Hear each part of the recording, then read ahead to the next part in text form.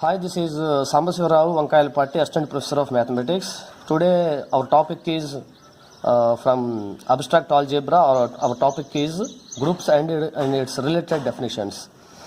And also we discuss some basic important properties of groups. Suppose we start with some properties, some basic properties. Let G be a non-empty set.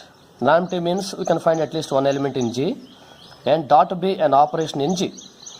An operation means it may be addition, multiplication, subtraction, or division. For example, when it comes to matrices, the operation may be addition of matrices and multiplication of matrices, like that.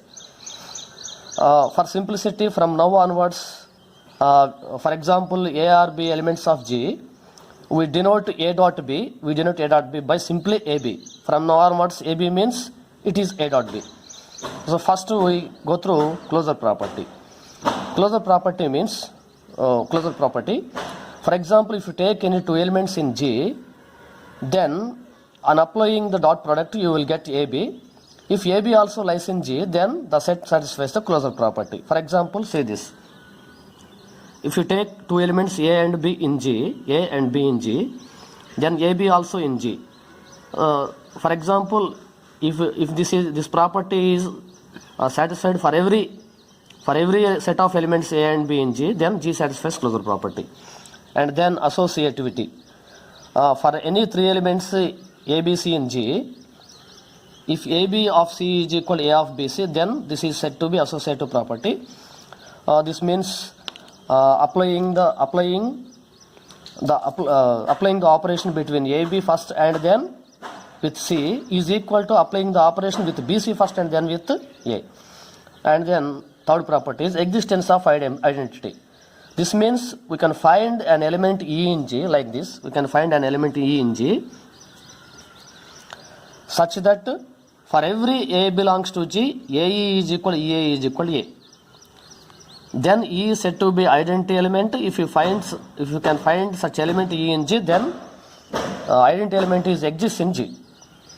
And then existence of inverse. So this means for every element A of G, if you can find any element B of G such that AB is equal to BA is equal to E, then in this case we say that B is inverse of A. B is inverse of A, and also we said that A possesses inverse, and if every element of G has inverse with respect to the operation dot, then we say that the set satisfies the inverse property. I repeat this once again. For every A belongs to G, if you can find B belongs to such that AB is equal to BA is equal to E, then the set G satisfies inverse property. And another property is commutative. For all elements A, B in G, for any set of elements A and B in G, if AB is equal to BA, then the property is called commutative property, and it happens for any set of elements in G, then we say that G satisfies the commutative property. For example, if any set satisfies properties 1 and 2 with respect to the operation dot, then the set is said to be semi-group. For example, if any set satisfies closure and associative property, then that is called semi-group. If any set satisfies the four properties 1, 2, 3 and 4 with respect to the operation dot, then we say that the set is group with respect to dot. That means if a set satisfies closure property, associative property, and existence of identity and existence of inverse, if a set satisfies all these four properties, then the set is called group with respect to with respect to the operation dot. In this case we simply write G dot is a group. For example, if a set satisfies these four properties to be a group, and also it satisfies fifth property, that is commutative property, then the group is called abelian group, then the group is called abelian group. That means a group which satisfies commutative property additionally is called abelian group. This name is named after famous mathematician Abel.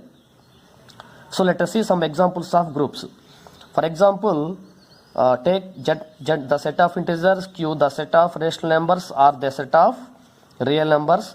All these are groups with respect to ordinary addition.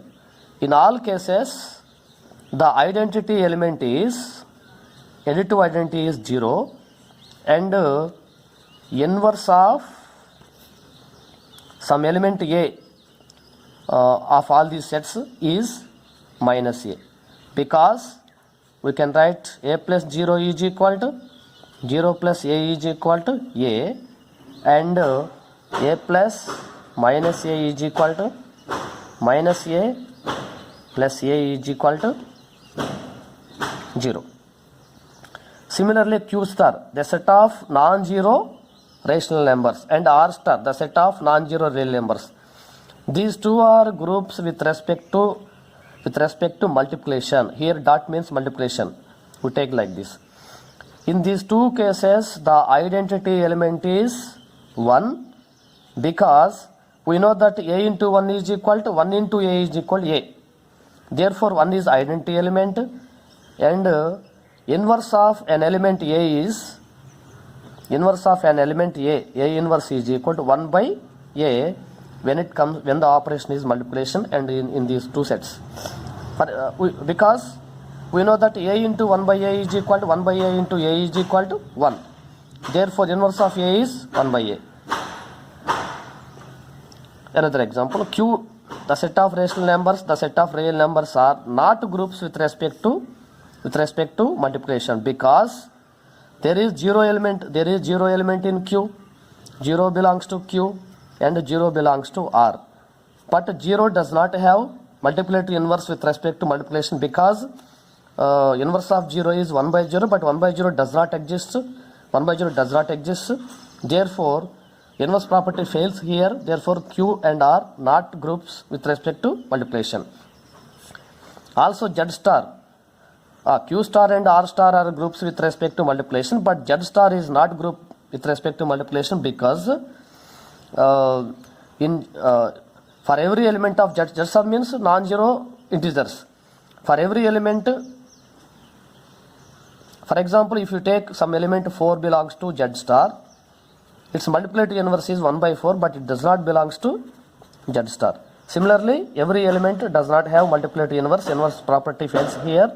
Therefore, this is not group with respect to multiplication. Now let us go through some basic important properties of groups. First property is, in a group there is only one identity element. That means in a group identity element is unique. That means we can't find more than one identity element in a group. To prove this, we start with, suppose that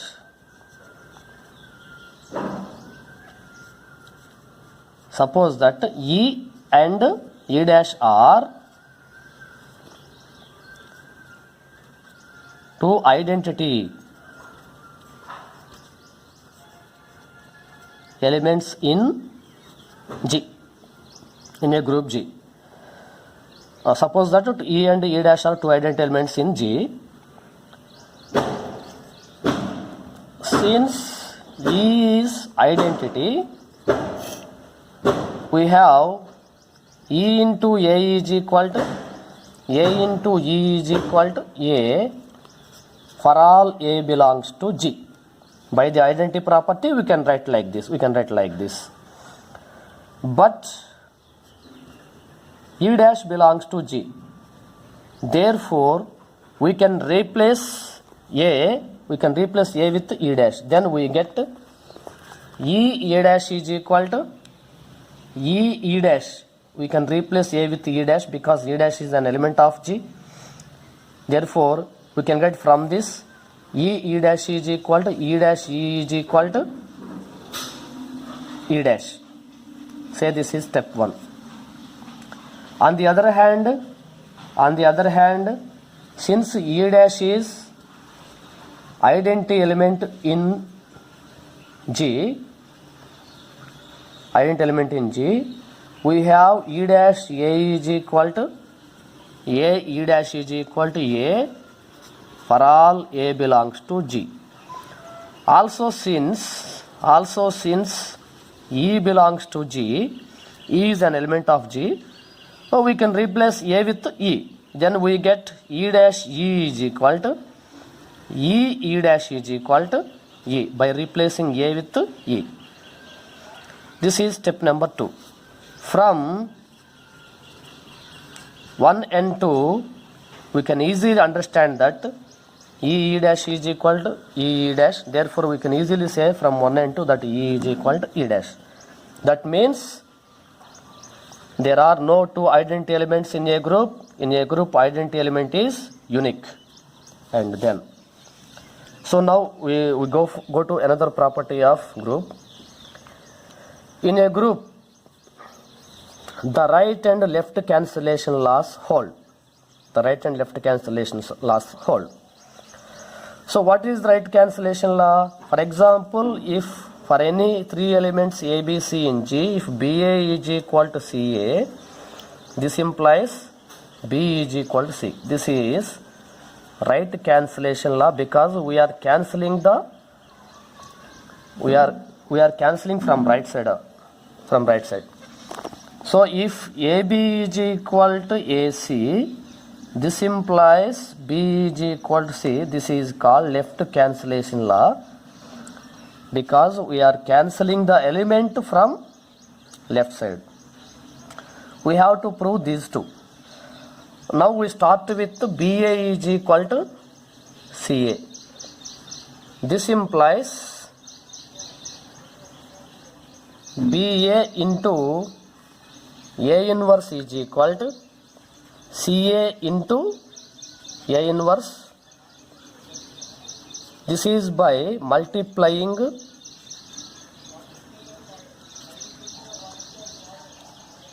with A inverse from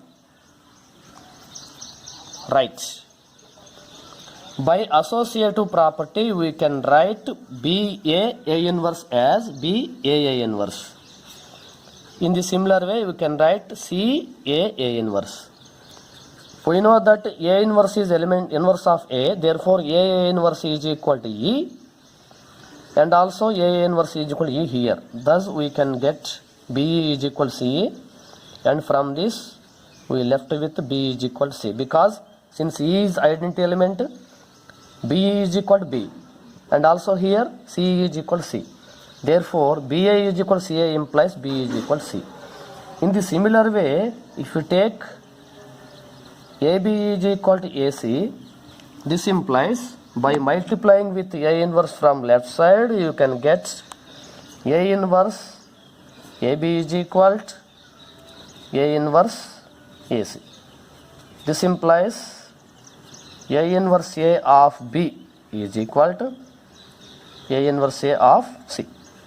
By associative property, we can write like this. Since A inverse is the inverse of A, we can write A inverse A is equal to E. Therefore, we get EB, and here we get EC. Since E is the identity element of the group G, we can write EB is equal to B, and similarly EC is equal to C. Therefore, we left with B is equal to C. Thus, right cancellation law and left cancellation law are satisfied in a group.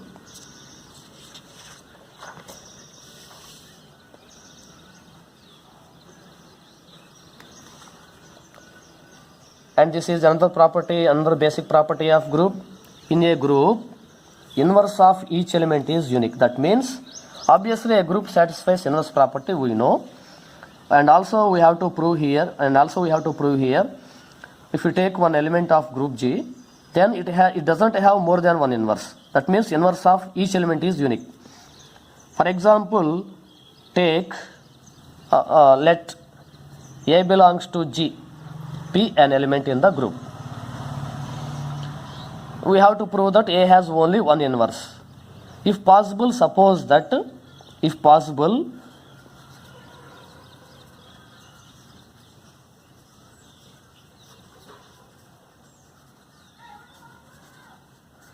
Suppose that B and C are two inverse elements of A in G. We start with this. Since B is inverse of A, since inverse element of A is equal to B, we have AB is equal to BA is equal to E. And also, since inverse element of A is C, we have AC is equal to CA is equal to E, where E is the identity element of the group. Say this is 1 and this is 2. From 1 and 2, we can conclude, since this is E and this is E, from 1 and 2 we can say that AB is equal to AC. AB is equal to AC. This implies B is equal to C. This is possible by cancelling from left side, that is left cancellation law. Left cancellation law. Therefore, we started with B and C are two inverse elements of some element A in G, and we ended with B is equal to C. That means every element in a group has only one inverse. That means inverse element of a group, inverse of an element in a group is unique. So this is some more basic important property of a group.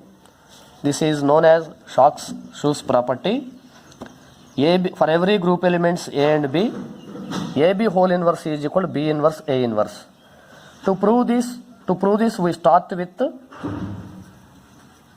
AB into B inverse A inverse. This is equal to, by associative property, we can write A into B inverse into A inverse. This is equal to A into E A inverse. This is possible by identity property. Identity property, because B inverse is equal to E. This is equal to AE A inverse. This is by associative property. This is by inverse property. This is by inverse property. So by identity property, you can write AE is equal to A. This is equal to A inverse, because AE is equal to A. This is possible by identity property. This is by inverse property, we can write A inverse is equal to E. Thus we got AB into B inverse A inverse is equal to E. On the other hand, if you start with B inverse A inverse into AB, this is equal to B inverse. By associative property, we can write B inverse A inverse A into B. This is equal to B inverse. We know that A inverse A is equal to E by inverse property. You can write like this. This is equal to, by associative property, you can write B inverse E into B. By identity property, we can write B inverse E as B inverse, because E is the identity element in G. So now we left with B inverse B. Again by inverse property, because B inverse is inverse of B, by inverse property again we can write B inverse B is equal to E. Thus we got B inverse A inverse into AB is equal to E. Finally, from these two we can write AB into B inverse A inverse is equal to B inverse A inverse into AB is equal to E. Therefore, this is like, if AB is equal to BA is equal to E, then we know that A inverse is equal to B. By inverse property, if AB is equal to BA is equal to E, identity element, then we said that inverse of A is B. That means A inverse is equal to B. From this statement, AB into B inverse A inverse is equal to B inverse A inverse into AB is equal to E. We said that inverse of AB is nothing but B. Inverse of AB is nothing but B inverse A inverse. Therefore, AB whole inverse is equal to B inverse A inverse.